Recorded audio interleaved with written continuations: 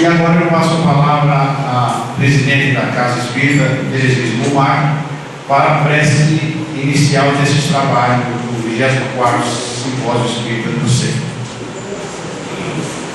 Bom dia a todos, sejam todos muito bem-vindos. Então, nós vamos procurar já a partir desse instante nos sintonizar com a espiritualidade amiga, mas principalmente com aquele que é mestre de todos nós, Jesus. Fechamos os nossos olhos a fim de podermos nos concentrar nessa oração, nessa busca desse divino amigo e Senhor das nossas vidas. Vamos elevando o nosso pensamento e agradecendo por mais um dia de vida que Ele nos concedeu nesse plano de vida, agradecendo a oportunidade de estarmos na casa de Ismael, casa tão querida e amada por todos nós. Abençoa, divino amigo, essa casa de oração, de trabalho, de aprendizado. Abençoa toda essa espiritualidade que aqui serve seu nome e nos abençoe neste domingo, nesse seminário, envolvendo a todos nós como seu manto de luz, nos dando assim a possibilidade de verdadeiramente compreender tudo aquilo que nos foi passado neste dia, conhecer um pouco mais de profundidade essas almas queridas,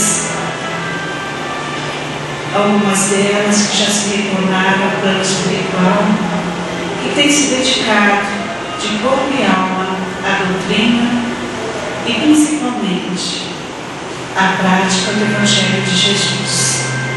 Que o Senhor possa abençoar-nos nesse propósito de aprendizado, abençoando todos os expositores deste dia e principalmente, Senhor, abençoando esta casa.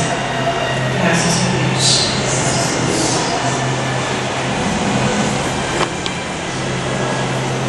Bom dia a todos. Bom dia. Nesta manhã maravilhosa, horário de verão, todo mundo levantou mais cedo. Sejam todos bem-vindos, iniciando o ciclo de palestras desse 24º Simpósio. Nada mais justo, nada melhor do que abrirmos as portas do nosso coração e da nossa mente para ouvirmos falar um pouco mais, sempre um pouco mais, que ainda é pouco, a respeito do nosso querido Chico, aquele que vivenciou o Evangelho de Jesus, vivenciou e exemplificou. Para isso, nós vamos chamar o nosso companheiro da casa, Marcelo Stanzik, que é colaborador nesta casa, como instrutor do curso de Educação Mediúnica e atualmente coordenador das palestras doutrinárias. Marcelo, por favor, com vocês, um pouco mais sobre o nosso querido Chico com o Marcelo. Muito obrigado.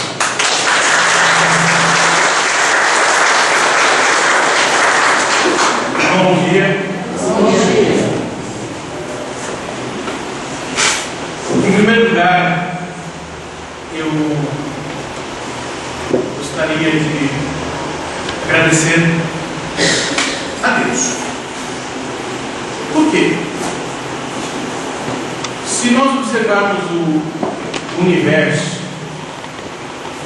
se nós observarmos o tamanho do tempo, repleto de galáxias, repletas de estrelas repletas de planetas em suas órbitas, nós vamos descobrir que o nosso planeta Terra é tão infinito, tão pequeno, tão pueril, mas ainda assim nosso Criador entendeu muito bem que aqui deveria haver vida física. Vida física que seria e é oportunidade de progresso. Então eu gostaria de agradecer a Ele isso, pela oportunidade de progresso que nós temos aqui nesse planeta, da qual Chico pode ser considerado um modelo. Também gostaria de agradecer, e não só agradecer, mas pedir a ajuda de Jesus e de Ismael e da espiritualidade, porque a tarefa não é fácil. Imaginem resumir a vida de uma pessoa de 92 anos que parecia ser pacata e tranquila, porque nasceu numa pacata e tranquila cidade de Minas Gerais, e foi para outra pacata e tranquila cidade de Minas Gerais. Mas não é. Ter que resumir isso em 1 hora e 40 minutos vai ser tarefa muito difícil. Então, sem a ajuda de Jesus, de Ismael, sem a ajuda do próprio Chico, vai ser muito complicado. Mas, como tarefa é aprimoramento, então eu estou aproveitando essa oportunidade para eu me aprimorar, até ser um pouco mais conciso e mais objetivo nas palavras, tentando mostrar para vocês o panorama de uma pessoa. Eu particularmente não sou muito afeto a biografias, até porque se a gente pegar a figura de Chico, foi uma figura muito, e ainda é idolatrada, e eu não gosto muito disso. Então eu tenho 2 tarefas.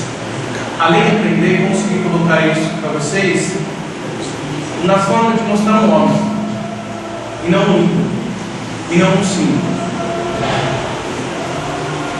E por fim, agradecer a casa de Ismael,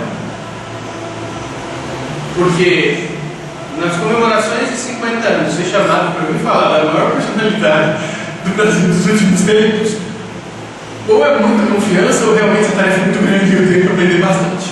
Então, agradeço a oportunidade dessa homenagem. Eu me sinto mais homenageado do que o próprio Chico estando aqui, e também pela oportunidade da tarefa de fazer isso. Bom, entrando agora na nossa história, eu gostaria que vocês entendessem o que nós vamos fazer aqui. Eu dividi em 3 grandes momentos nossa apresentação. A primeira parte é quem foi Chico Xavier. Eu vou dar uma noção básica de quem fala dele, da doutrina que ele abraçou, do homem que ele era, dessa história, do ser espírita. Vou falar um pouquinho da obra dele, da importância da obra dele no espiritismo, das psicografias, que foi o maior veio dele, embora não foi o único. Nós vamos descobrir isso. Vamos falar um pouquinho da assistência social dele, que é relegada a 10º plano. E depois nós vamos, e para mim é a parte mais interessante, é o que aprender com a vida desse homem. Bom, na primeira parte a gente vai falar então quem foi Chico. Então eu dividi quem fala de Chico, quantos livros a seu respeito, quantos filmes, documentários e entrevistas, a dificuldade que é falar de Chico Xavier. E aí a gente acaba descobrindo que parece que não, mas uma pesquisa bem breve, eu descobri mais de 50 livros falando de Chico. Ah, brincadeira, mas não é? Aqui tem alguns. E no final, quando você vai pegar a referência das obras, você descobre que na referência tem mais de 20. Porque dele, às vezes tem trechos em livros que parecem que é dele. Mas só para fazer um pequeno retrato, esse é um livro que fala dele, tá? É do Carlos Bassetti. Fala sobre 100 anos de Chico Xavier. A gente também tem do Clóvis Tavares. E do Clóvis eu peguei esse, mas tem mais, tá? 30 anos com Chico Xavier. A gente também tem do Oswaldo Cordeiro, Pequenas Histórias, um Grande Homem.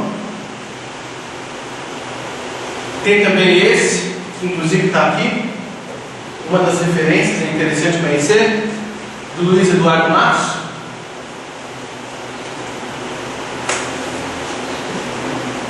Tem esse, de um francês, Paul Jardim. Esse francês ouviu falar de Chico, veio para o Brasil conhecer Chico, e saiu esse livro. Tem esse do Claudinei Lopes, também está aqui, Em Busca de Chico Xavier. É um olhar das pessoas desconhecidas, não ícones do espiritismo. O olhar daquelas mães, daquelas pessoas que iam em Uberaba conhecer Chico, anônimas.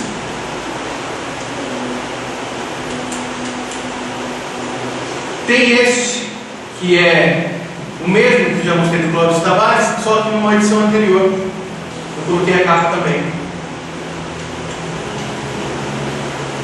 Tem o do Miguel Souto Maior, do Marcel Souto Maior, que não é espírita, jornalista. Se encantou com a vida de Chico. E desses saíram outros. Inclusive esse livro é o livro base para o filme que a gente vai falar daqui. Tem esse, que está aqui também, O Homem à Obra, do Pé de Carvalho, é hoje o presidente da FEB. E teve contato. Conta várias histórias interessantes. Tem esse também, O Homem que Falou com os Espíritos, está aqui também, Luiz Eduardo Souza. Interessante.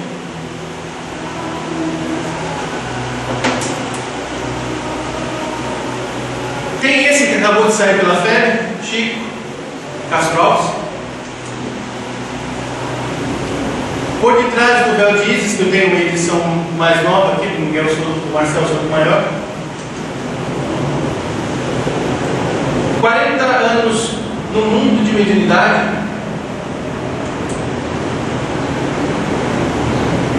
No mundo de Chico Xavier. Chico Xavier, a sombra do abacateiro, Bacelli. Bastante, né? É só uma, tem mais.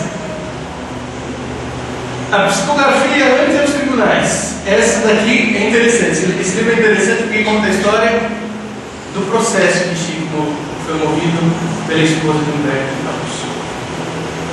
Teve como consequência, a gente vai ver daqui a pouquinho, a mudança do pseudônimo, né? Ele assinava como Humberto Campos e depois passou a assinar como pseudônimo.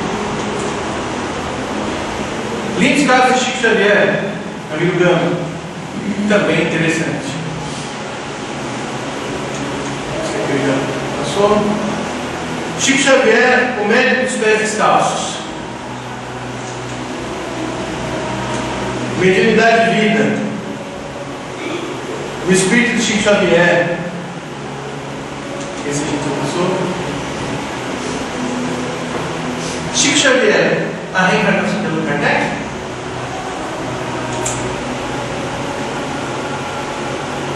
Chico Xavier é o amigo dos animais.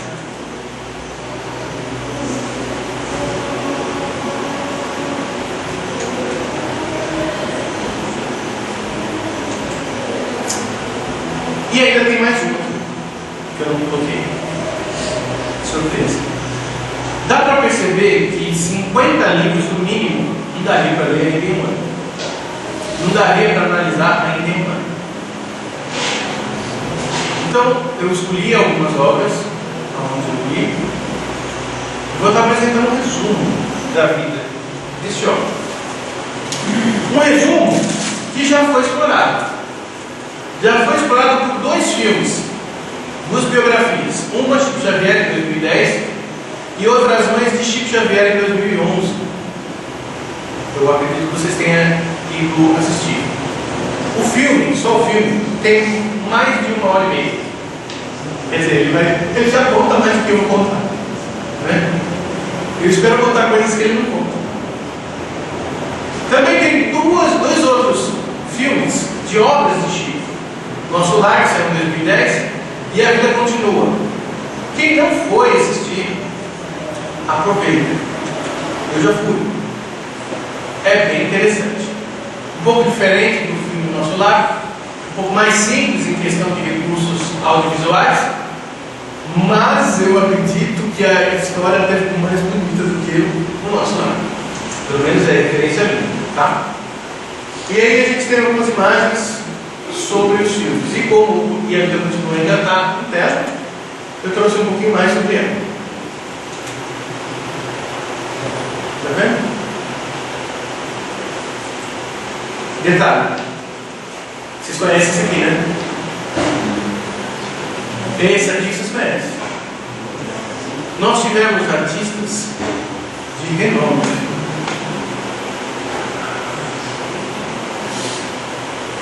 O espiritismo está se tornando, no Brasil, arte. Arte cênica também. É interessante. É um dado muito interessante. Para quem esteve aqui no mês passado, nas palestras de sábado à noite, nós descobrimos também que o universo espírita de adeptos do espiritismo está se transformando. Antigamente, era-se dito que o espiritismo era uma doutrina elitizada. Hoje está se tornando uma doutrina popular, que cresce, eu não vou dizer assustadoramente, no mau sentido, mas assustadoramente no sentido que, se nós não nos prepararmos, é possível que outras pessoas que acabam de chegar ao espiritismo saibam mais do nós, o que é um tanto quanto desagradável, né? Bom, e aí eu fui para a parte dos documentários, entrevistas, reportagens. Será que tinha alguma coisa sobre Chico? Mais de 200 referências dentro do que eu levantei, nacionais e internacionais. Ah, Marcelo, mas deve ser revista espírita. Não, eu peguei essas, nada espírita. Peguei. A única espírita é essa do Saulo Gomes, que na época não era espírita. Ele retrata a época do Pinga Fogo em uma entrevista que Saulo Gomes fez na época. Tá? Mas a gente é super interessante. Eu não vou entrar em detalhes polêmicos se a matéria estava correta, se a matéria não estava correta. Eu estou entrando no detalhe. Fizeram uma matéria, se preocuparam com a vida dele, se preocuparam com quem ele era. Tá, super interessante, uma coisa meio infantil, talvez não tão íntima. Melhorou um pouquinho. Ah, mas estamos no meio termo. Tá bom. Aí a gente pega a revista Ser Espírita, uma revista espírita com jornalistas. Está melhorando. Isto é. Nossa, isto é se preocupou com o Chico Xavier. Não foi só uma vez.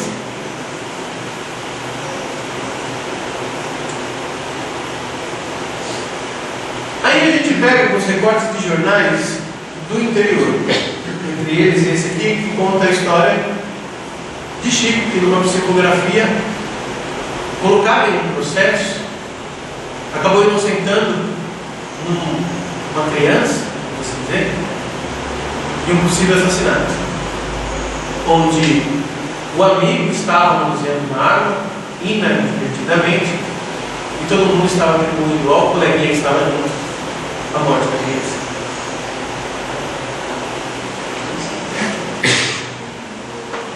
Aí a gente entra nos documentários. A febre, junto com a Versátil DVD, começou e fez uma série de documentários, mas não foi só ela. Essa é a capa do atual Pinga Fogo, que a DVD Versátil remasterizou e lançou.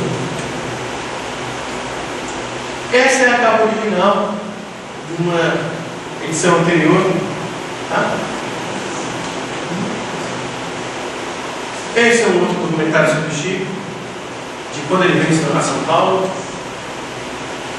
Houve um Globo Repórter sobre o Chico. Tem também, Linha Direta fez um documentário sobre as cartas de Chico Xavier, E para não deixar de ser, homenageando a recém-chegada no plano espiritual, ele também entrevistou Chico. Enfim, nós tivemos um universo de pessoas que se preocupavam com o Chico, desde pessoas culturalmente importantes até pessoas popularmente importantes. A Érico Gentilella, Saulo Gomes, a Isto é material que permite muita reflexão, muita opinião. Alguns tendenciosos, outros não. Os tendenciosos, alguns a favor, outros contra. Pouco importa. Importa saber que a vida de Chico foi esmiuçada. E muito. Esmiuçada em vários sentidos. Não só a pessoa dele, mas a atividade mediúnica dele também foi muito esmiuçada. E eu não coloquei aqui nenhuma reportagem do Cruzeiro. Está lá no filme, vocês podem perceber que dois repórteres foram se apresentando como estrangeiros. Qual foi o resultado disso? Algo surpreendente, embora os dois ainda teimassem em avacalhar a noite. Será que então é difícil falar da vida dele? O que vocês acham? Hã? Hein? Imagine pela essa informação aqui. O cara ainda foi o maior brasileiro de todos os tempos. É complicado. Porque foi, embora não seja uma emissora com tanta popularidade quanto a concorrente, mas foi uma emissora que conseguiu um bom público no concurso. E ele esteve competindo com pessoas de renome, São Simão, Mercedes Isabel, Ayrton Senna. Lembrando que Ayrton Senna, praticamente 100% dos brasileiros amavam. E ele não veio para final. Foi ganhando a música também. Pois é. Interessante, né? Aí a gente vai entender um pouquinho. Chico era espírita? Quem assistiu aqui o Pinga Fogo? O Pinga Fogo? Não, né? Interessante. A linguagem do Chico é uma linguagem muito própria para o espírito. E a gente vai saber por quê. Mas, doutrina, Chico abençoou a doutrina espírita assim. E Chico veio a doutrina pela dor. Não a dele, mas a da irmã. Depois de Chico perder a madrasta dele, e a irmã dele entrar num processo obsessivo profundo, ele entrou em contato com a doutrina espírita e acabou abraçando ela.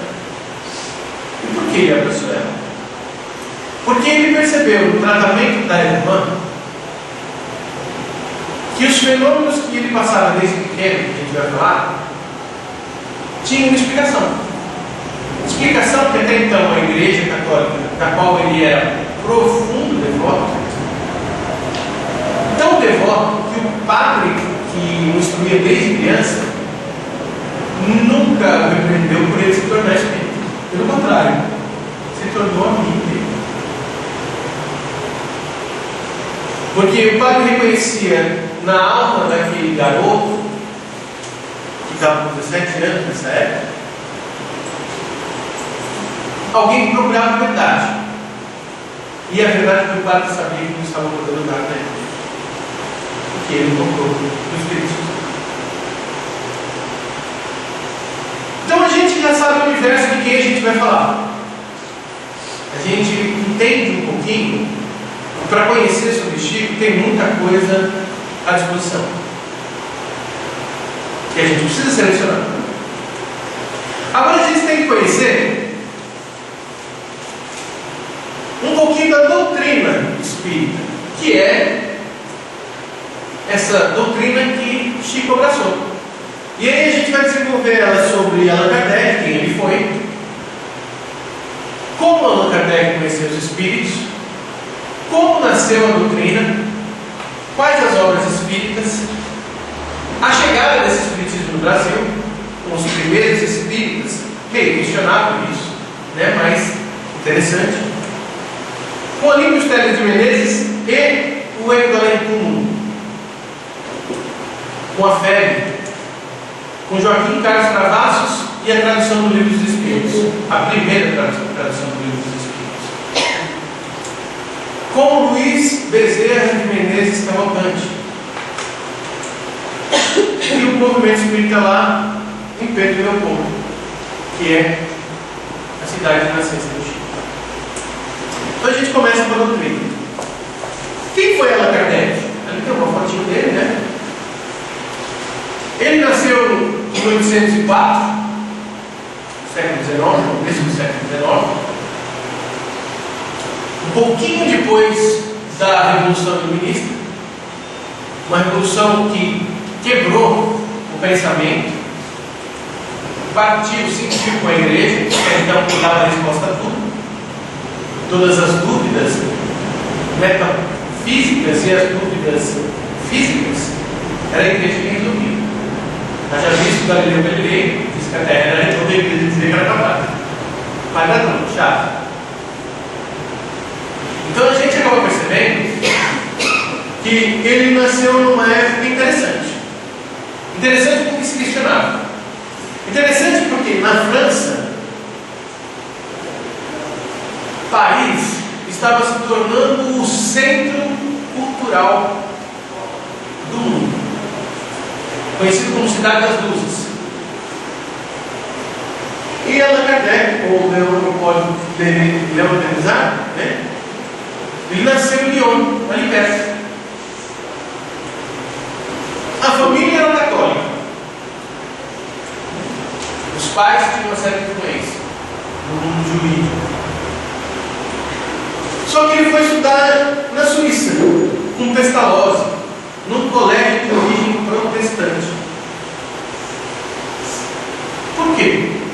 Porque os colégios protestantes, ao terem rompido com a igreja, questionavam tudo, queriam saber tudo, e incentivavam a então incipiente pesquisa acadêmica, ou pesquisa científica, a dissecação de corpos, que a igreja era contra, para conhecer o funcionamento do corpo.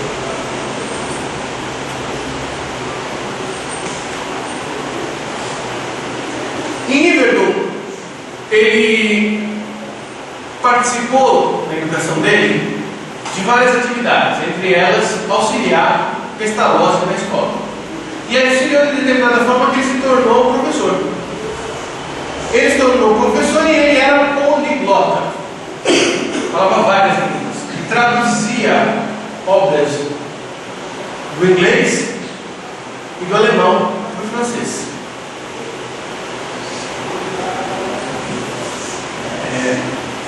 Hipólito não era ignorante. Ele era um estudioso.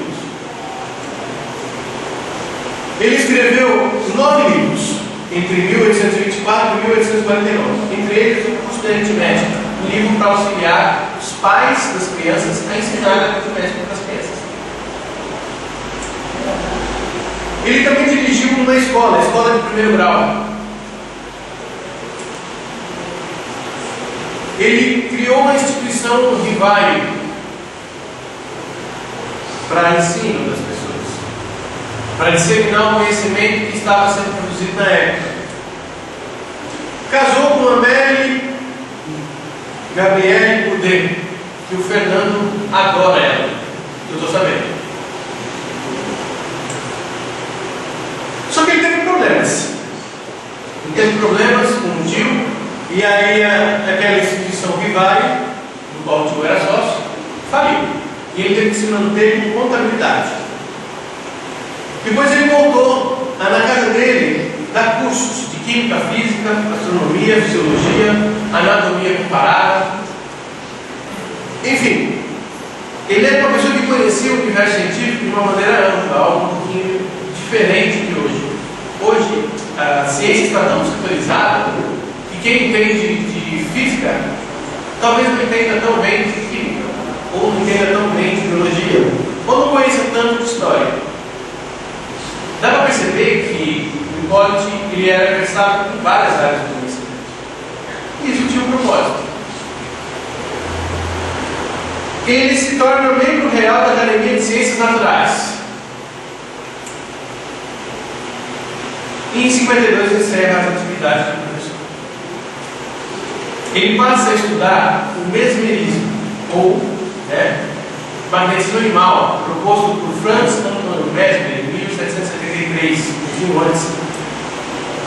Mesmer entendia que, assim como os objetos físicos tinham um poder magnético, eletromagnético, os seres humanos também têm.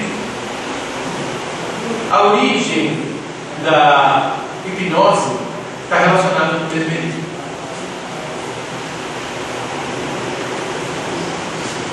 Aí, em 54, um amigo do Hipólito, o senhor Fortier, comenta com ele um fato interessante. Olha, nós estamos indo aí de domingo, umas reuniões, e as mesas estão falando. Pois é, a intenção do Fortier era entender aqui, já que Hipólito era uma pessoa versada em um monte de ciências. A primeira reação de Hipólito, baixa um pouquinho para mim, sabe? Está dando muito diferente. É que ele não acreditou. Ele falou assim: olha, tá, como é que uma mesa vai falar? Ela não tem nervos, ela não tem cérebro. Como é que isso acontece? Ela não pode se tornar sonambúlica. Ela não pode dar respostas para as coisas. Isso é ponto da carochinha.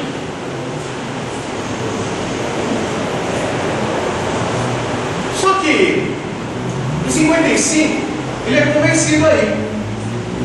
Ele acaba indo a uma sessão e a posição dele era o seguinte: peraí, ele tem alguma coisa estranha acontecendo e não é futilidade. Vocês conhecem a brincadeira do copo, né?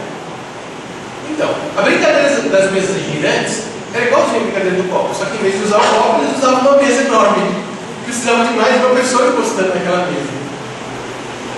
Só que Hipólito olhou ali e falou: aqui tem algo que eu posso tentar descobrir. E ele acaba se utilizando daquele fato mediúnico, né, na casa do seu Galdino, e ele começa a fazer perguntas para os espíritos, né, espíritos porque eles se identificaram assim.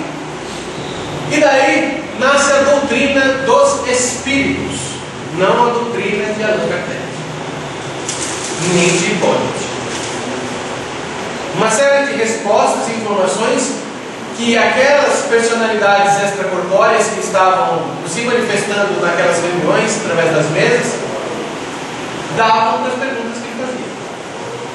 Daí surgiu, em 57, o Livro dos Espíritos, primeira edição, com 500 e algumas perguntas, depois foi ampliado.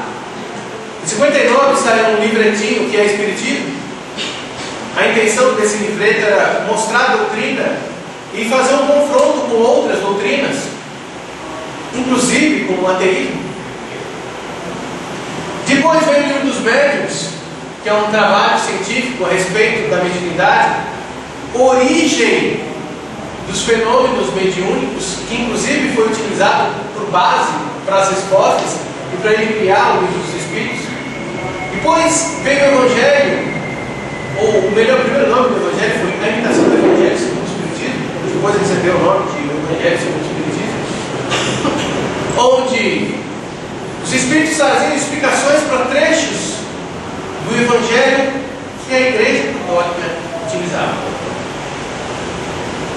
Não se criou nada no Evangelho segundo o Espiritismo. As informações básicas estão da época da vida de Jesus, que a própria igreja utiliza deles. A diferença foi que os Espíritos vieram trazer explicações novas para essas informações que já estavam no Evangelho. Depois o Céu e o Inferno, que trata da vida ou da existência pós-morte, as consequências. E é o primeiro livro de reportagem do mundo espiritual. Quem quiser ler é muito interessante. Os espíritos relatam qual é a vida que eles têm do lado de lá e por que eles acham que a vida deles do lado de lá está daquela forma. Depois vem a Gênesis, que é um trabalho científico de explicação de todo o universo, inclusive dos milagres de Jesus. Mas essa explicação vem baseada no livro dos Espíritos e nas informações que os Espíritos deram. Concomitante a isso, Allan Kardec, que assumiu esse pseudônimo para essas obras, porque ele não queria que interferisse a qualidade dele de magistrado, porque ele era conhecido na época, ele era uma pessoa importante no meio acadêmico e no meio estudantil. Ele não queria que interferisse na doutrina, nem a doutrina interferisse nessa realidade. Então ele assumiu um pseudônimo trazido de uma encarnação anterior, onde ele teria sido Allan Kardec, um sacerdote druida, e ele assume esse pseudônimo, e entre o livro dos Espíritos e até um pouco depois da Gênese, quando ele desencarna em 69, ele editou mensalmente a Revista Espírita, revista onde ele trabalhava temas, recebia perguntas e respondia perguntas, recebia relatos, fazia análise desses relatos. Era um grande laboratório da onde todos os outros livros, exceção feita do livro dos Espíritos e do que é o Espiritismo, se originaram. Dá para perceber o desenvolvimento da doutrina na Revista Espírita. Alguns momentos na doutrina, Kardec coloca um determinado posicionamento que na Revista Espírita ele desenvolve melhor, até demonstrando algumas modificações de pensamentos que ele acreditava que fosse de determinada forma e que ele descobriu que eram de outra forma. Então, a gente percebe que a doutrina espírita, ela não é romance, ela é estudo, ela tem ciência, ela traz um bojo científico muito importante. Tudo isso acaba refletindo na nossa concepção de vida, de universo e de Deus, Criador.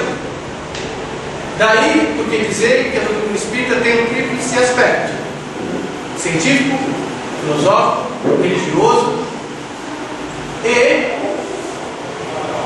consequências morais em relação a tudo isso.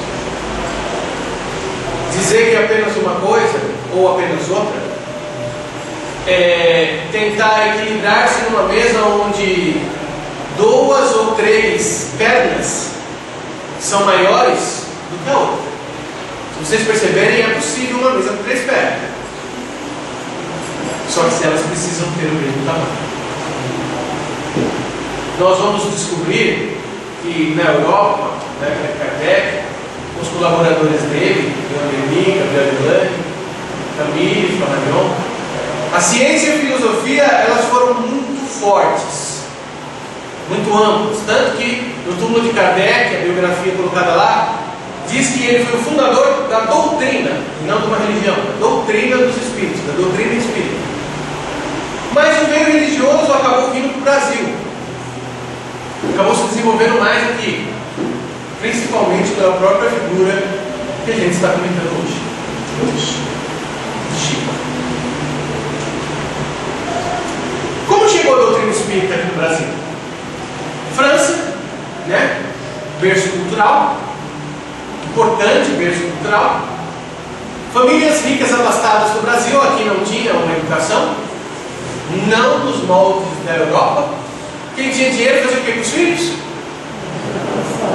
Bom, quem não concorda com a ideia de que quando nós somos adolescentes nós estamos com a mente aberta para conhecer coisas novas? Os pais geralmente reclamam isso dos filhos, mas esquecem-se que foram também adolescentes e também tiveram esse tipo de postura. Os filhos, chegando na Europa, descobriram a doutrina, estudaram a doutrina e trouxeram a doutrina para o Brasil. Olímpio Teles de Menezes, tido como precursor da doutrina espírita no Brasil. Mas antes dele, nós tivemos o Bento Muri e o João Vicente Martins, um francês e um português, ambos médicos, que eles aplicavam passes nos seus clientes. O que eram esses passes? Eles, assim como Allan Kardec, estudaram o mesmerismo, que na época era uma forma de tratamento médico.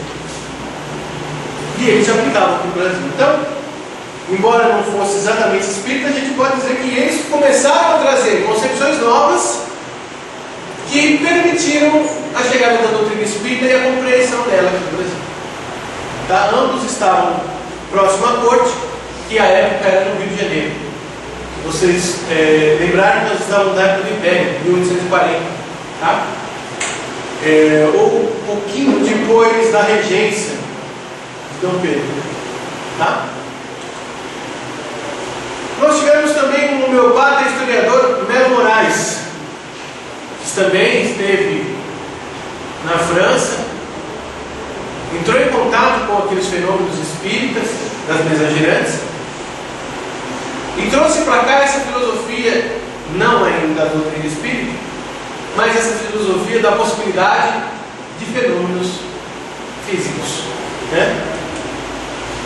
Em 65, Olímpio Teles de Menezes, ele criou o Grupo Familiar do Espiritismo, e ele editou a primeira obra espírita. Nós vamos mencionar isso. Chama-se Eco do Além Túmulo, 1869. 12 anos depois do Livro dos Espíritos. Era um periódico trimestral, tinha 56 páginas. Ele foi distribuído além do Brasil para Nova York, Londres, Paris, próprio Lyon, de onde veio Allan Kardec, Madrid, Barcelona, Sevilha, Bolonha e Catânia. E tem referências dele na Revista Espírita. Só que ele era considerado uma publicação do família. Nossa, Marcelo, como é que é isso? Engraçado, Teles de Menezes, ele tinha uma concepção ainda incipiente da doutrina espírita. Ele era católico fervoroso e não conseguia entender determinadas coisas que aconteciam, que a doutrina espírita explicava. E na Europa, a doutrina espírita não era religião, era uma filosofia. Então Olímpio Teles de Menezes dizia assim: olha, essa doutrina explica o cristianismo primitivo, mas eu continuo católico. Eu sou católico, eu acredito em Jesus, eu acredito na igreja, e acredito nessa doutrina que explica esses fenômenos. Então, essa publicação, embora ela traga um monte de informações espíritas, ela ainda tem uma concepção um pouquinho católica. Isso é demérito? Claro que não. É a primeira. Quando a primeira, a gente sempre acerta. É muito difícil. Geralmente a gente vai desenvolvendo o nosso pensamento ao longo do tempo. Mas a gente já tem essa primeira referência. Uma referência importante. E aí, tem dois facsímiles da capa e da introdução dessa revista. Né?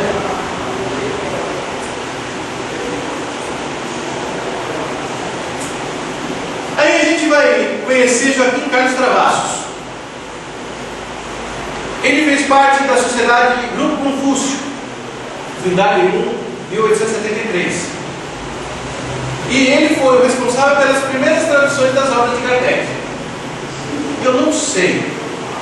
Eu sei que em algumas bibliotecas e alguns museus espíritas de São Paulo tem edição da tradução de Joaquim Carlos Travassos.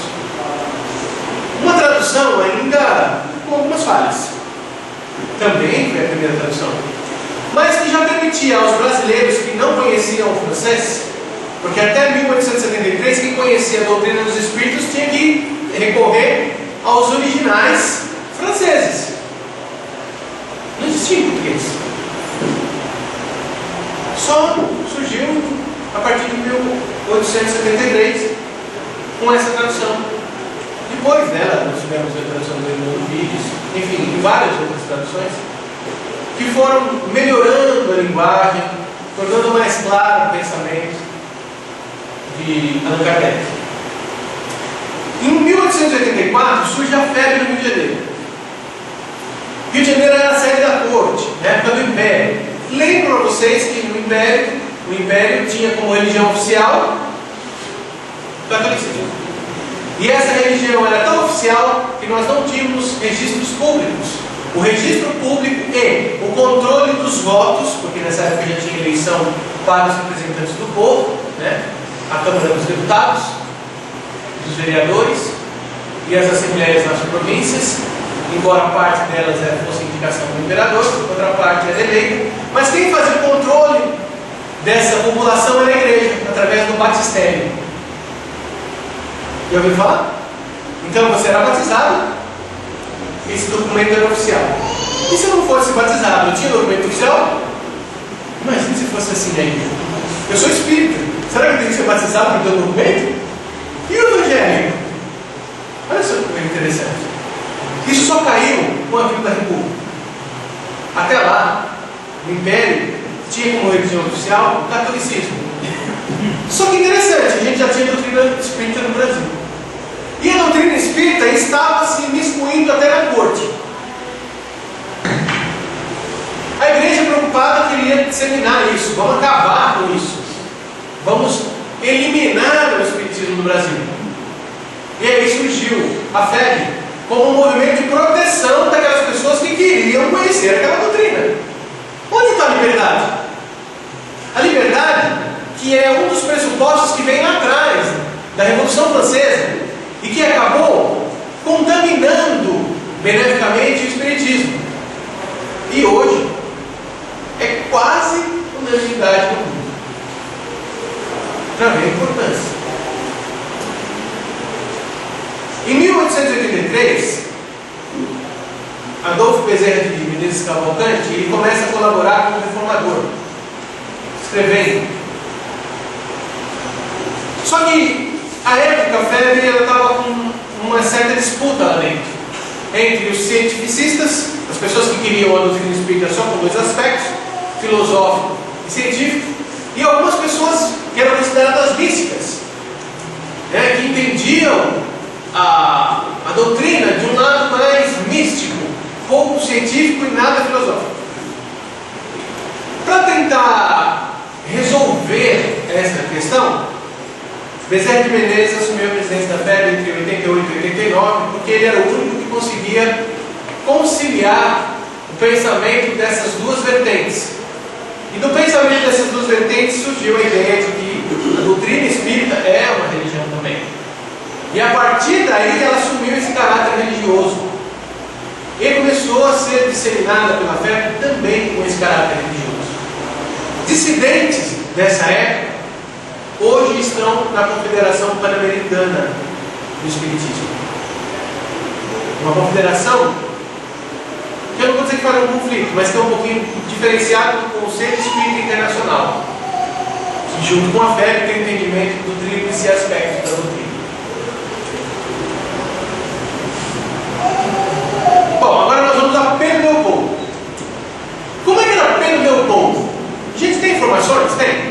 Desde o século XVII, 1800 e alguma coisa, na região tinha fazenda de gado.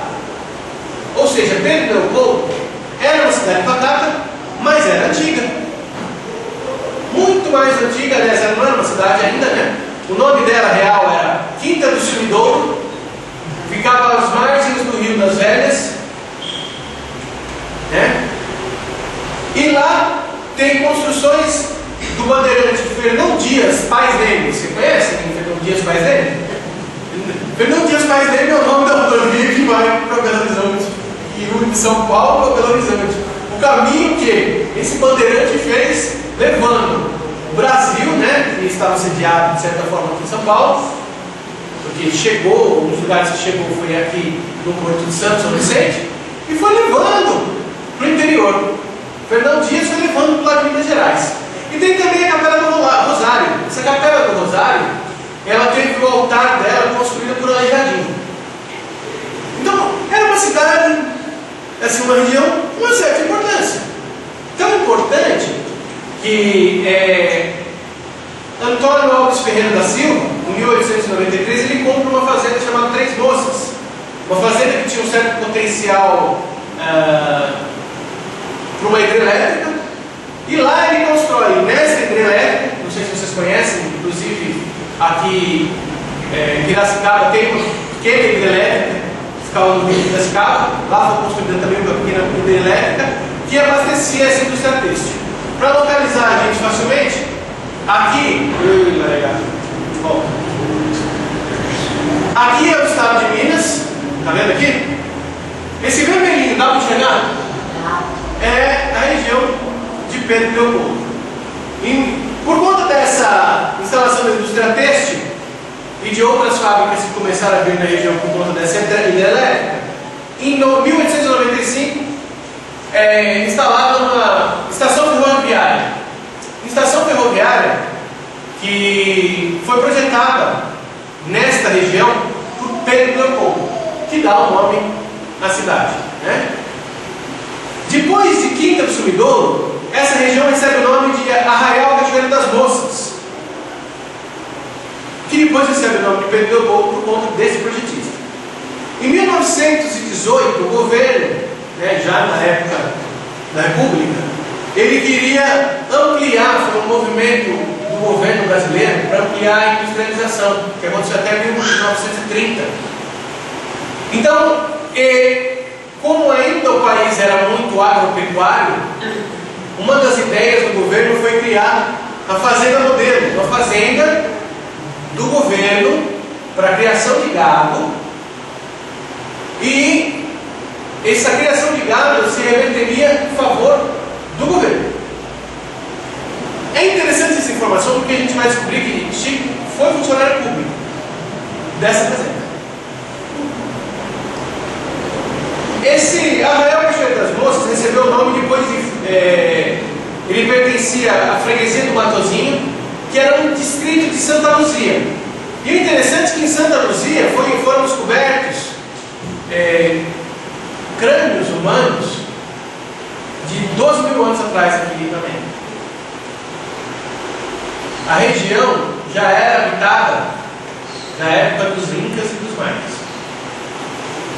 Dizem que, alguns arqueólogos dizem que da época que a população que foi para a Ásia e pelo Estreito de Gibraltar veio para a América e foi descendo da América do Norte até chegar na América do Sul e se instalou em várias regiões. E uma das regiões foi ali em Minas Gerais. Então nós temos, arqueólogos encontraram restos humanos datados dessa época da região. Em 1924, Arraial Cachoeira das Moças virou município de Pedro Leopoldo.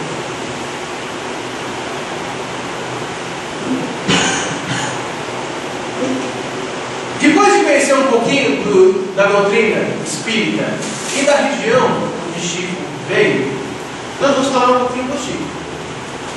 Nós vamos descobrir seu nome, quem foi sua família, quando ele era jovem, a profissão dele, a saúde. Depois a gente vai conhecer a parte da história dele, quando ele conheceu a doutrina dos Espíritos. Vamos falar da mediunidade dele, do mentor dele, que ele foi processado, que ele difundiu o Espiritismo, embora pouco conhecido isso. Vamos falar do pinga-fogo, para tentar entender um pouquinho dessa pessoa que é Chico Xavier. Então a gente vai entender que o nome dele era Francisco de Paula Cândido, porque um amigo era para ser Francisco Cândido Xavier, mas um amigo do pai dele, João Cândido Xavier, pediu que ele fosse fazer o registro e o cara fez errado o registro, colocou Francisco de Paula Cândido. Isso foi corrigido em 1968, depois que ele retornou de uma viagem dos Estados Unidos. E aqui do lado a gente tem a cópia do registro de nascimento dele, já corrigido, tá? Francisco Cândido Xavier. Ele nasceu naquela cidadezinha de Pedro Leopoldo. Ele nasceu em 1910. Então não era Pedro Leopoldo, era Arraial Cachoeira das Moças ainda. Ele Ele nasceu então no município de Santa Luzia. Mas como aquela região passou a ser Perdeu Pouco, o correto é dizer que ele nasceu em Perdeu Pouco. Era a Primeira República, ou a República Velha. Era a política do café com leite. Lembram que um presidente era São Paulo, que era produtor de café, o outro presidente era mineiro, produtor de leite. Inclusive, fazendo modelo, tem relação com isso. E o presidente da época era Nilo Peçanha, que foi o vice de Afonso Pena, que faleceu. Nilo Peçanha, por incrível que pareça, tem uma história interessante. Ele era do Rio de Janeiro, e embora ele não assumisse, parte da família dele era negra, escrava. Ele foi um dos poucos presidentes, poucos não, acho que foram por volta de 8, que teve uma origem negra na família, mas ele não assumia isso. Vocês verem o orgulho do homem, o orgulho dele como é que era. Bom, essa é a casinha que mais para frente se tornou o Centro Espírita, mas onde nasceu Chico. O pai dele era João Cândido Xavier.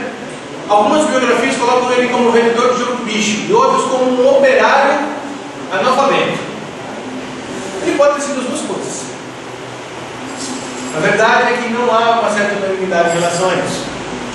E a mãe dele, a Maria João de Deus, uma católica fervorosa, piedosa, bondosa. E demonstrou isso depois do desencarne dela, porque ela orientava muito Chico.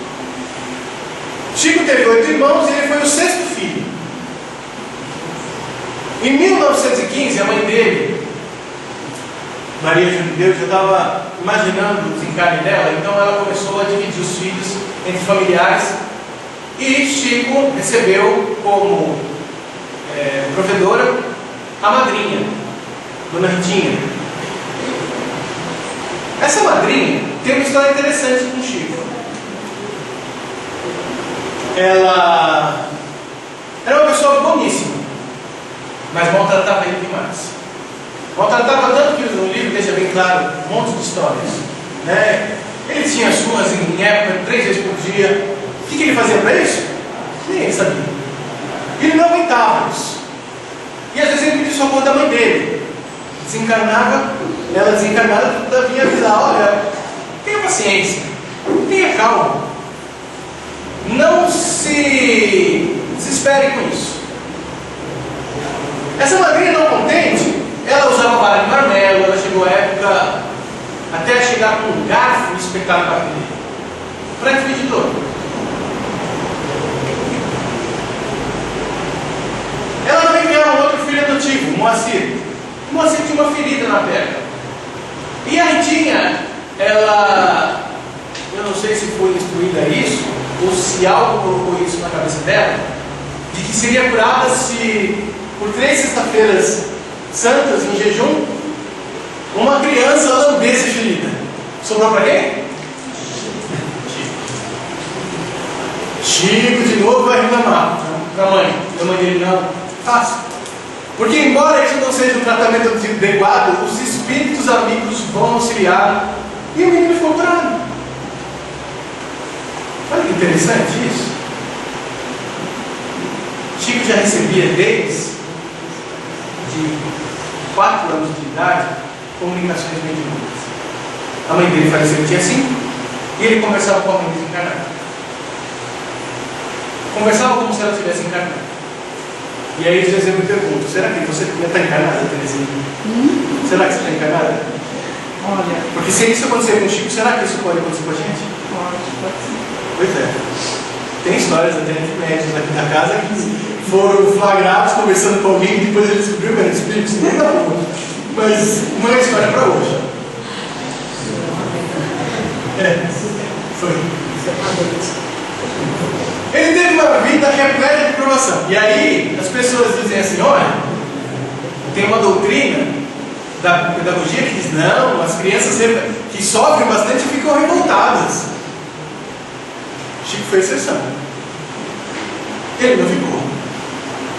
Ele encarou tudo aquilo como um preparo para algo maior. que era o que ele tinha que desenvolver. E aí, uma vez, Chico vai para o lado dele e fala: falei com a minha mãe, pronto. Fora as 3 surras do dia, tomou uma quarta. Só para parar com aquelas coisas bestas, aquelas coisas do demônio. Como se expulsar espíritos fosse na paulada. Aliás, isso é retratado no filme, né? Que Chico está no centro espírita e falou para o irmão dele: use o evangelho. E até os espíritos entendiam que desobsessão era feita a pancada, né?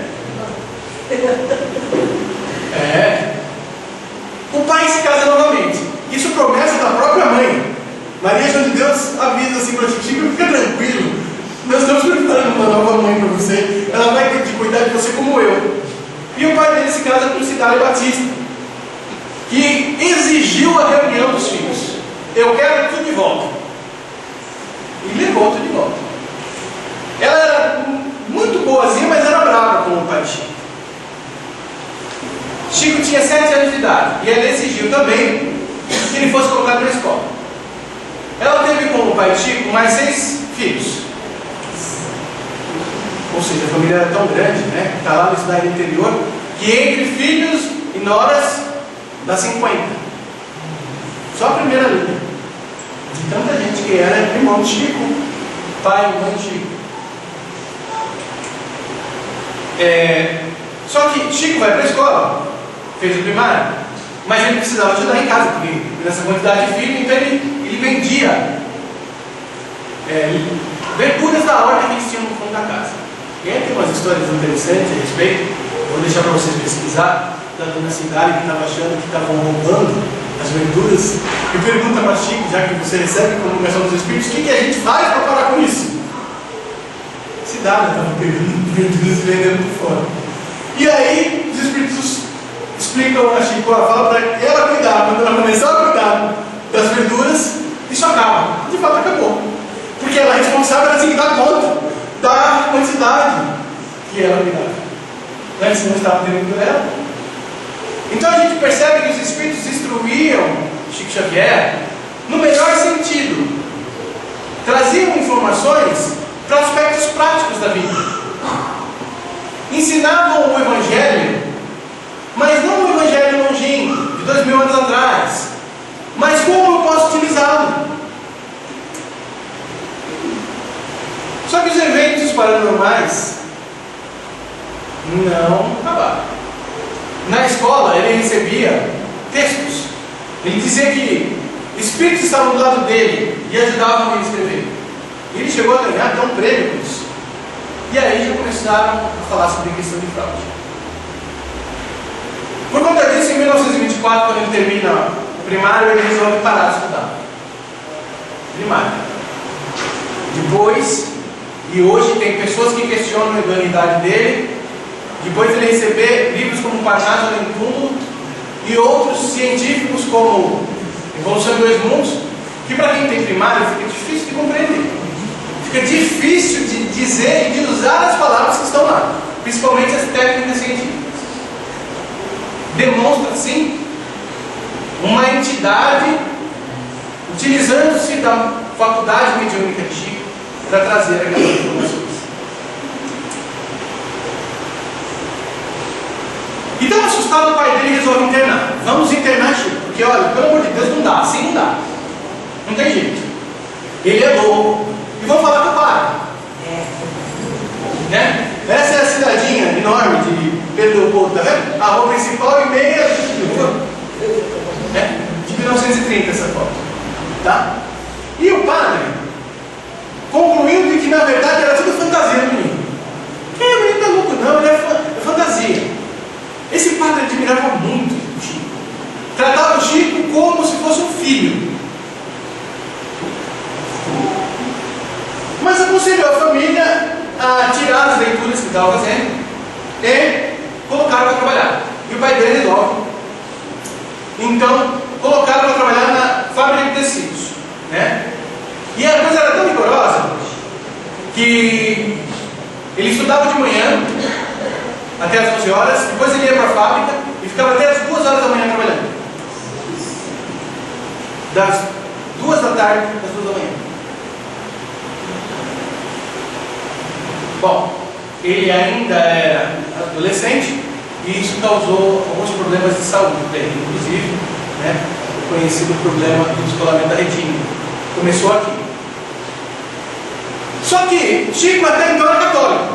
E o padre, né, para ver se acabava aquele fenômeno, mandava ver nas penitências. Reza não sei quanto, faz não sei o quê. Para vocês perceberem que Chico tinha uma religiosidade. Ele tinha uma religião. E isso explica as várias vezes que ele trata Maria de Nazaré com o jeitinho carinhoso que ele fala dela. Porque ele era apaixonado por Maria. Ele amava.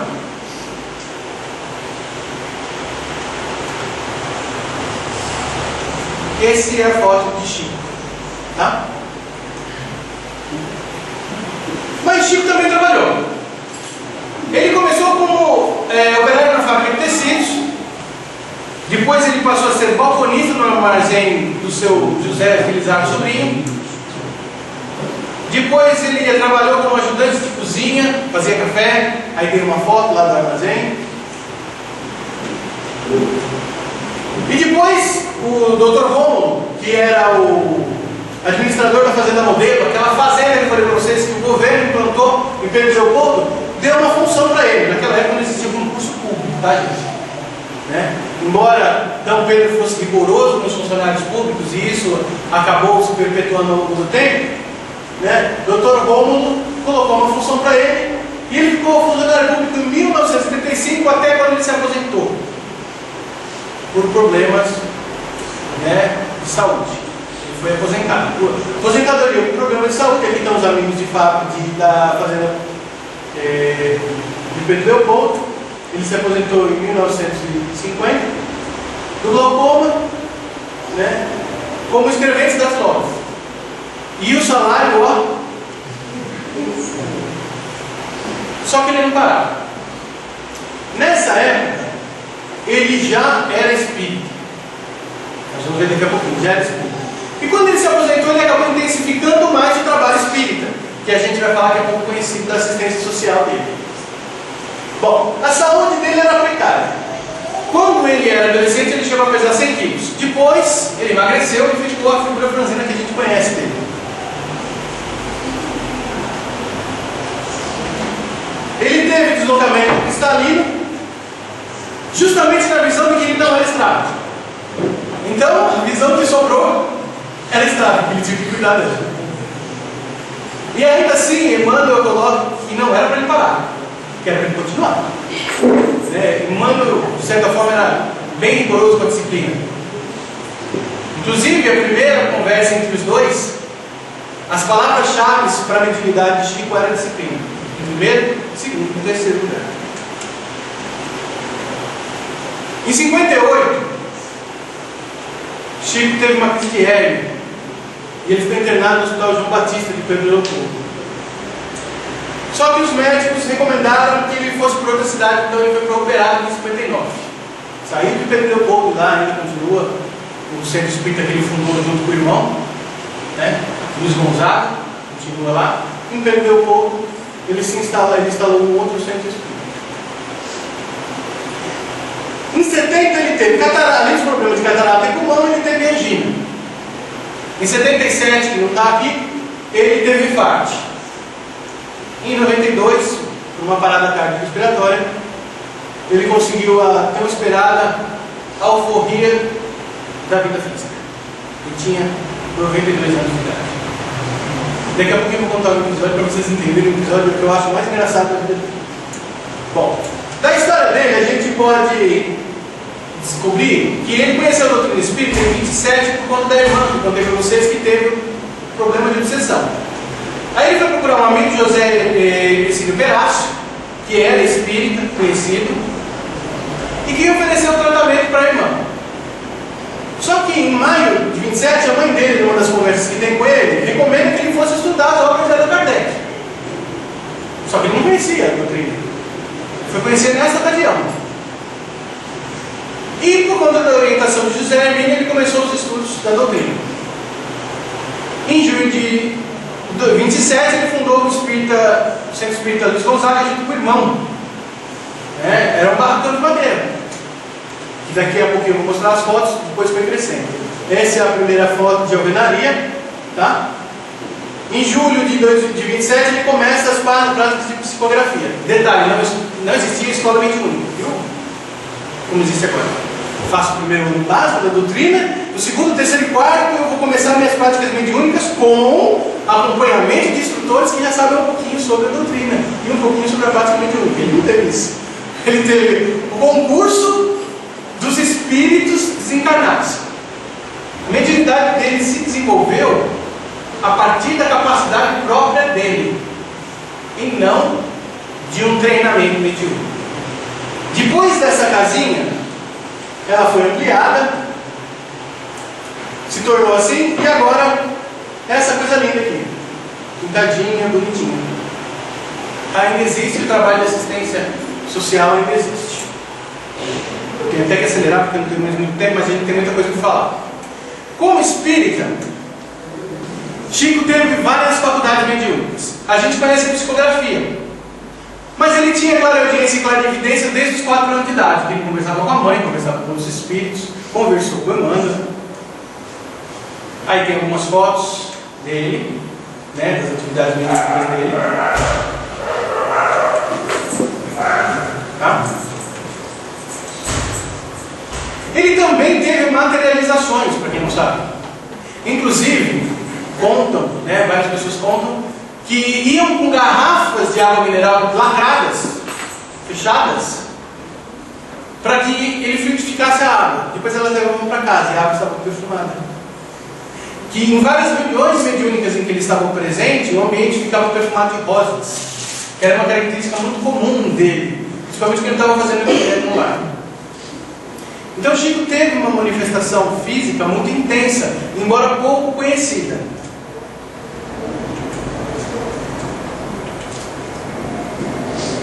A maioria das fotos que vocês viram aí é dele psicografando ou ele escrevendo, né?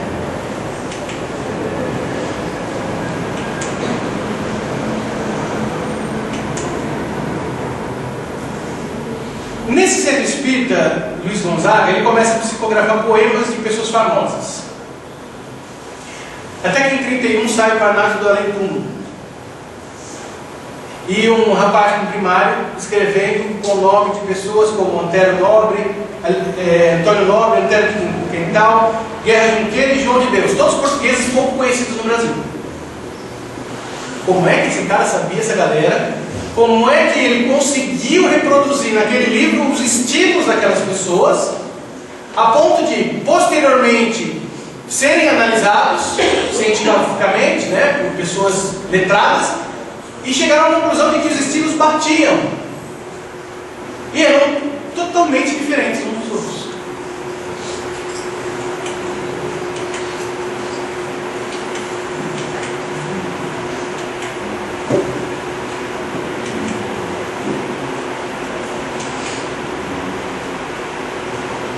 Chico também, além de psicografar livros, a gente vai falar quantos ele psicografou, ele psicografava cartas.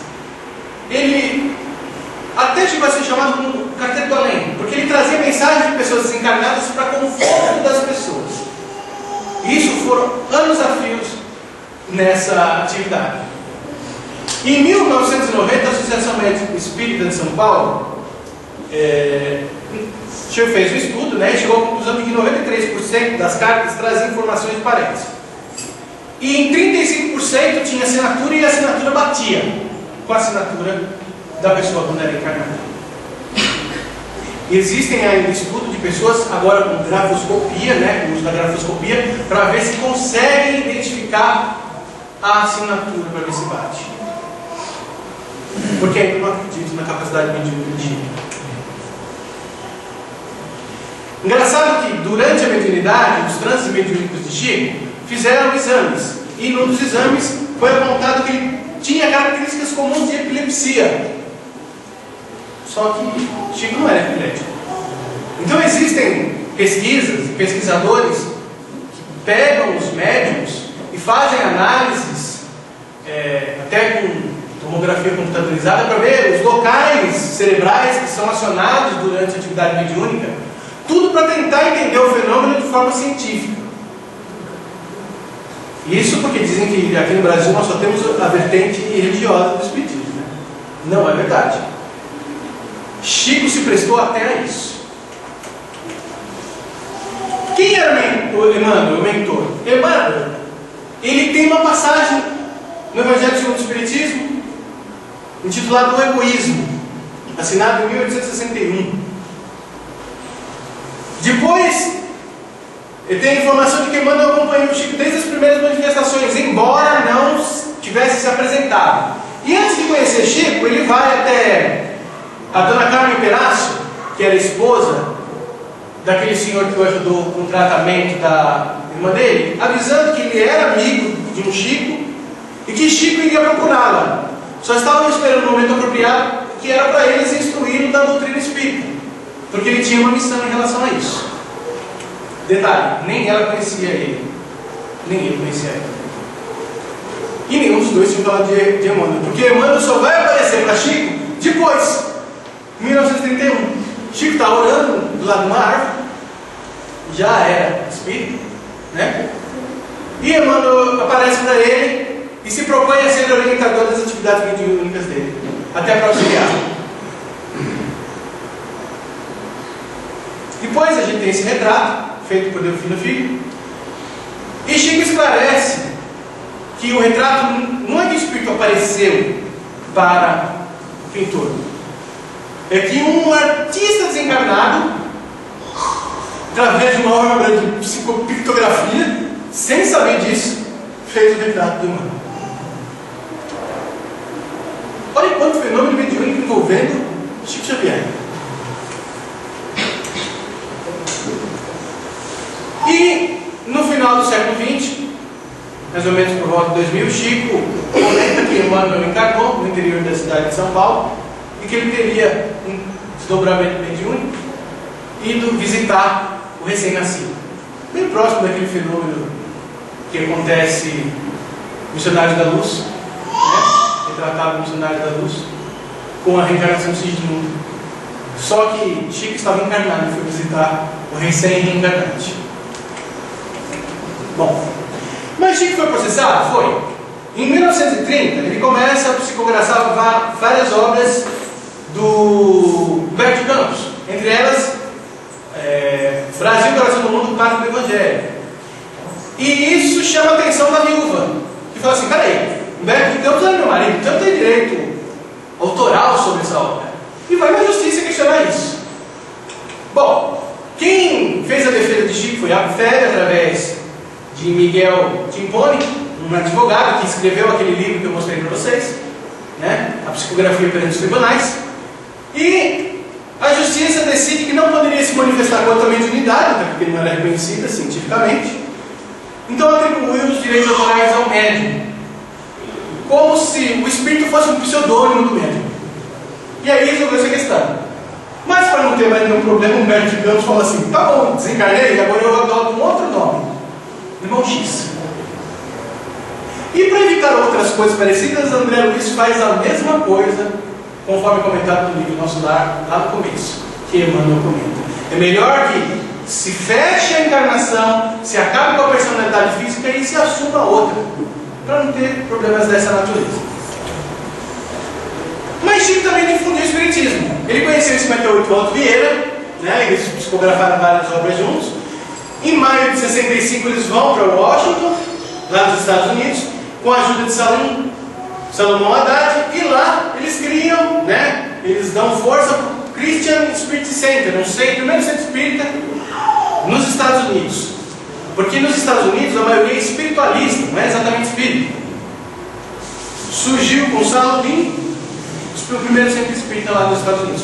Ah, mas foi a única difusão que ele fez do espiritismo? Não, ele foi para a Europa, ele foi para a Inglaterra, e lá ele descobriu atividades mediúnicas e pessoas estudando isso, e disseminou o espiritismo por lá também. Lembrando vocês que na Inglaterra nós tivemos Gibbon, né, quem conhece um pouquinho da história do espiritismo, Jack Davis. Então fenômenos mediúnicos na Inglaterra eram muito frequentes, até por serem protestantes, e aceitarem isso de uma forma muito mais tranquila. Então o Chico foi para lá e descobriu que lá eles estudavam o fenômeno mediúnico. Então vou levar a compreensão do Espiritismo. E outra divulgação dele foi o Pinga Fogo. Pinga Fogo foram duas oportunidades. Ele recebeu um convite, né, para ir ao ar, e seria transmitido pela Rede Nacional, que era raro naquela época, tá? A televisão ainda era preto e branco. O programa devia ter 1 hora, acabou tendo 3, e as pessoas faziam perguntas, e ele respondia as perguntas de acordo com a doutrina espírita.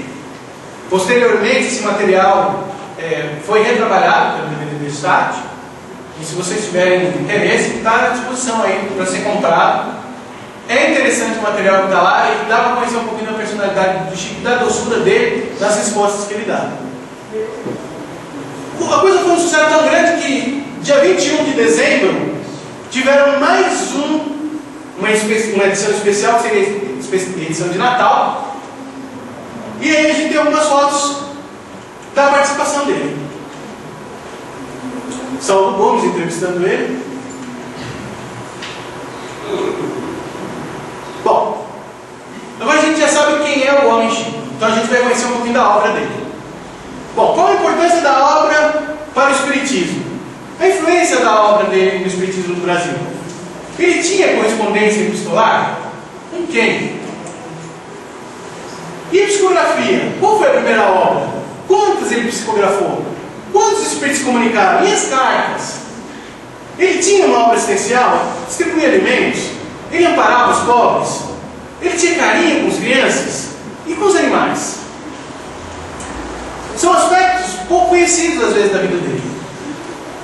Na importância do Espiritismo, a gente tem a influência de Emmanuel. Emmanuel traz muitas obras de várias categorias, filosóficas, científicas, históricas, morais. É como se a própria psicologia estivesse se desenvolvendo no seio mediúnico de Chico e trazendo para a doutrina espírita a sua contribuição. Temos informações de André Luiz, na série de André Luiz, altamente científica, e desbravando o mundo espiritual para os espíritas, retratando fatos que acontecem do lado de lá da vida, que nós do lado de cá nem sempre percebemos, porque nossa visão ainda é limitada. Ele tem um trabalho de divulgação doutrinária muito grande, até por conta da manifestação mediúnica de diversas poetas, por exemplo. E esses poetas trazerem ainda, depois da vida física, o mesmo estilo, comprovando a existência da alma pós-mortem. Só que a maior influência era o esclarecimento das dirigentes espíritas que Chico dava, através das cartas, e porque as pessoas que conheciam e começaram a conhecer Chico, começaram a ir visitá-lo em Pedro Leopoldo e começaram a ir visitá-lo depois em Uberaba, para tirar as dúvidas. E ele recebia todos. Às vezes ficava até 2, 3 horas da manhã em atividade e acordava cedo no outro dia. Isso também é uma das causas que debilitou a saúde dele. Chico também teve uma correspondência epistolar com vários dirigentes. E atualmente estão saindo várias obras relacionadas com isso. Por quê? Porque as pessoas começaram a trazer a público aquelas informações que Chico levava a elas de cartas, de dúvidas que eles tinham. E existem infindáveis cartas, infindáveis obras que falam sobre isso. Era tão grande que não dá para colocar no slide com quantas pessoas ele conversava. Então, para eu não ser injusto, eu não vou citar absolutamente nenhum. Mas com certeza, se vocês tiverem interesse, vocês vão descobrir. Na questão psicográfica, a primeira obra veio em 32, 31, 32, que é o Parnaso do Além Túmulo. E ali a gente tem algumas capas das várias edições que ele teve. Foram 56 poetas mortos, vários portugueses, e ele avalou tanto o meio intelectual que Chico foi convidado para sair lá de onde ele estava, do armazém, para ir para Belo Horizonte conseguir um emprego lá. Só que quando ele chegou em Belo Horizonte ele não conseguiu emprego, porque as pessoas simplesmente queriam comentar essa obra com ele, achando que ele era o autor, e queriam discutir literatura com ele. Isso perturbou tanto ele que ele voltou de novo para a cidade, não tem lugar para mim. Não interessa para mim, porque não sou eu o autor, eu trago as informações dos espíritos, não tem como discutir isso.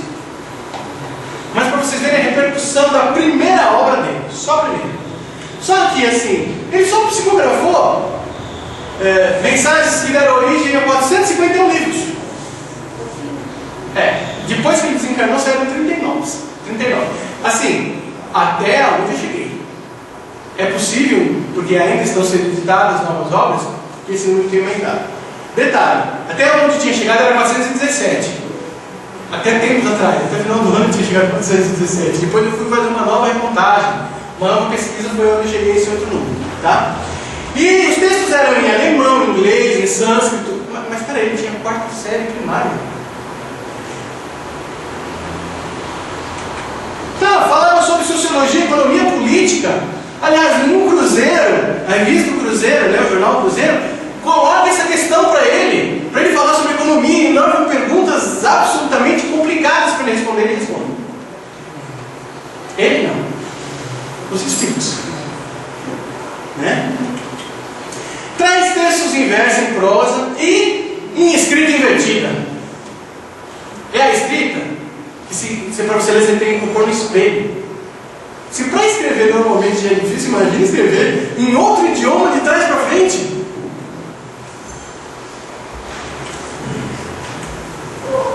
Quantos espíritos mais ou menos se comunicaram com ele? Estão contando mais ou menos uns 1000. Entre os livros e as cartas. Eu acho que esse número ainda está meio errado. Tá? Mas essa é a informação que eu tenho. De cartas, a gente tem várias. Aqui tem a reprodução de uma, aqui de outra. Aqui é uma senhora demonstrando uma carta que recebeu. Aqui mostra em cima uma cartinha, e essa cartinha foi parar lá no processo que eu contei para vocês do Tribunal do Júri para inocentar o rapaz, né?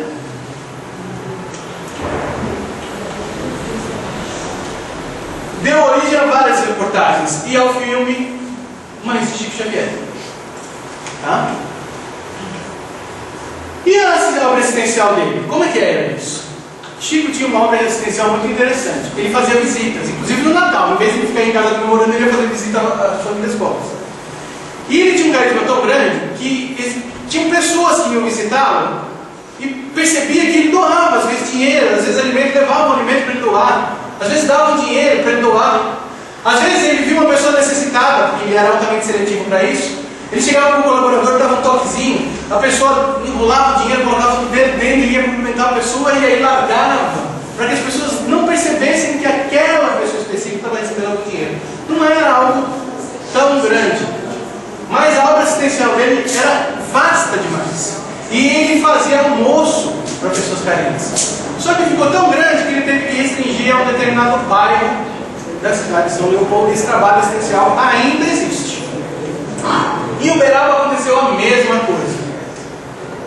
Esse amparo aos pobres, eles iam desde os pobres em matéria, né, que precisavam de alimentos, que precisavam às vezes de um conforto, quanto outros espirituais. Várias pessoas foram ter com Chico porque queriam informações de parentes, e existem relatos de que Chico já sabia que o parente ia lá, né? E sabia que o parente estava chegando, ele ia recepcionar o parente. Olha, o senhor aguarda que hoje nós vamos ter uma comunicação, provavelmente a gente tem uma comunicação com o seu parente, você vai vir aqui para isso, né? Só que ninguém tinha avisado Chico. Engraçado isso, né? Eu separei, nem vai dar para a gente usar, eu separei alguns relatos aqui, mas não vai dar para a gente contar os relatos. É muita coisa. Ele tinha um carinho especial por criança, vivia rodeado delas, e pelos animais. São dois traços dele pouco explorados, tá? A gente vai ver sempre ele junto com crianças, inclusive a própria personalidade dele é uma personalidade doce, igual de uma criança, tá? Com animais, tá? E a gente viu ele velhinho, né? E aqui mais novo, um cavalo na fazenda Monteiro. Ele adorava. Bom, tudo isso rendeu o que para ele? Um certo reconhecimento. Né? Ele ganhou mais de 100 títulos de cidadania, entre eles de Araçatuba, que tem relato aqui, tá?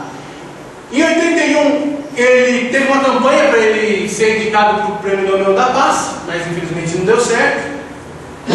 Em 2000 ele foi eleito mineiro do século XX, num concurso da Rede Globo, de Minas.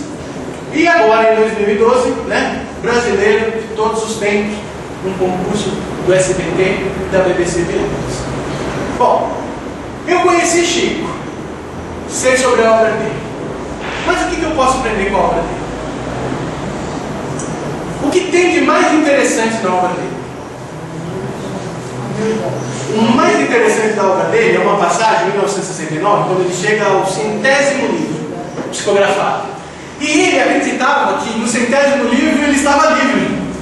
Aí o mano veio para ele e falou assim: Chico, veja bem, você vai continuar psicografando. Ele: não, pelo amor de Deus, como eu vou continuar psicografando? Assim não dá, não, você vai continuar.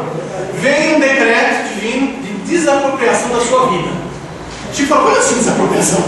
Sim, desapropriação, um decreto igual esse que tem aí, sua vida não é mais sua. Ele falou: mas eu posso escolher, eu tenho direito, a doutrina espírita me diz que eu tenho liberdade de escolha. Aí o irmão falou assim: até tem, mas Deus já se apropriou. Isso é perigo. Ele falou: então até o final da vida eu vou continuar trabalhando pela doutrina? E o irmão falou: sim. Na hora que ele fala assim, até nas minhas perucas você vai querer tomar conta. Pô, essa é mais uma história. Essa é mais... Como eu digo para vocês, as histórias são várias, não dá para a gente contar todas. Eu selecionei as que serem mais interessantes. Então a gente acaba descobrindo dessas informações isso aqui, ó. Jesus tinha um olhar muito interessante para Chico, um olhar muito carinhoso. Chico veio com uma missão definida. Ele tinha que ajudar o Espiritismo, tudo foi levando nesse sentido. E ele tinha que mostrar que o Espiritismo religava o homem com Deus. Por isso que aqui no Brasil o aspecto religioso foi tão forte, mas não é o único. E a gente tem que começar a entender isso. E por que isso? Porque o próprio Allan Kardec deixa claro no Evangelho segundo o Espiritismo, fala da caridade na salvação, não é fora da doutrina espírita, não é fora da igreja, não é fora do centro. A salvação está na caridade, na exemplificação através do amor, coisa que Chico foi absolutamente o maior de todos. E tem uma passagem dele que coloca assim: embora ninguém possa voltar atrás de fazer um novo começo, qualquer um pode começar agora em fazer um novo fim. E nesse instante eu convido todo mundo a uma salva de palmas, que era algo que ele gostava muito.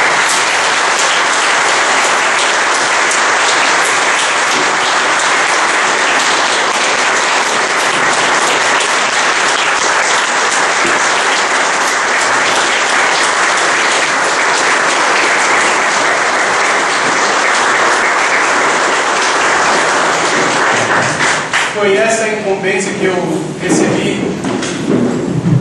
Eu queria ser mais feliz, mas dentro do tempo e dos recursos que eu tinha, eu acho que devo deixar claro que ele, além de ser um médium e ser espírita, ele foi um ser humano como qualquer outro de nós.